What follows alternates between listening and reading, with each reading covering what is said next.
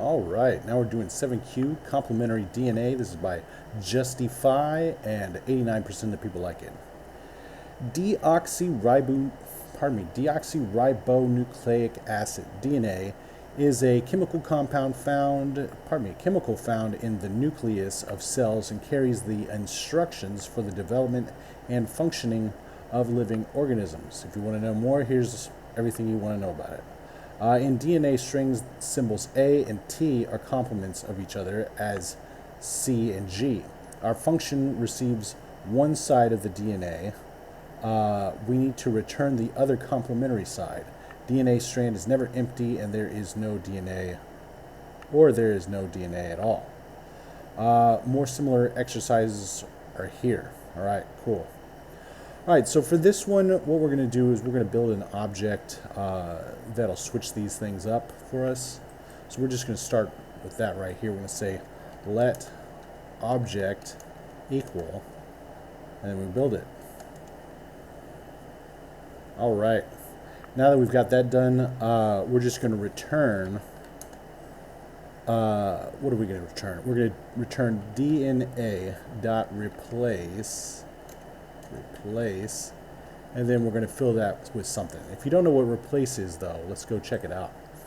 Replace is the method that returns a new string with some or all matches of a pattern replaced by a replacement. The pattern can be a string or regex. We're going to use regex, and the replacement can be a string or a function. We're going to use a function to return.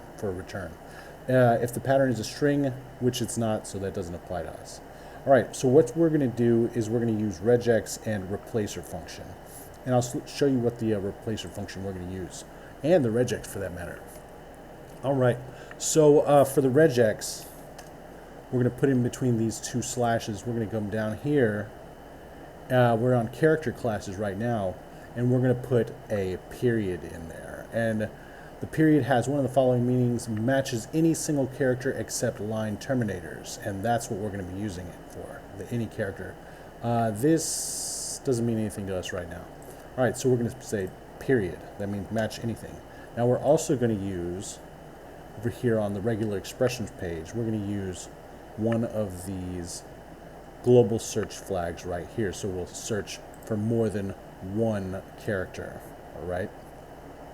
So we're going to say G right here. That way it won't just stop at 1A, it'll go all the way to the end. All right, now that we've got the regex that we're going to search for, we're going to replace it with a replacer function. And that replacer function is going to be E for element, and we're going to put an arrow right here. Let me put a space right here. And then we're going to say object at E. So it's going to go find the key that E represents, if it represents anything, and if it can go for one of these, it'll replace it. All right, and it looks like it will, no matter what. And that's basically it. Let's see if this works. And it does. Let's attempt it. There we go, and let's submit it. All right. And as you can see here, here's the best practice. Basically, it's the same thing. It's just done a little more convolutedly, if you want to say so. Instead of the arrow function, they just make a function with C as the argument and return DNA strand.pairs C. And here's what the DNA strands.pairs equals, instead of just doing object like we did. Now you can do this if you want, and I'm sure there's probably advantages to doing it. That's why there's 96 people that have done it this way. But I did it this way. And I say best practice, and I say very much like this, and we'll see you next time.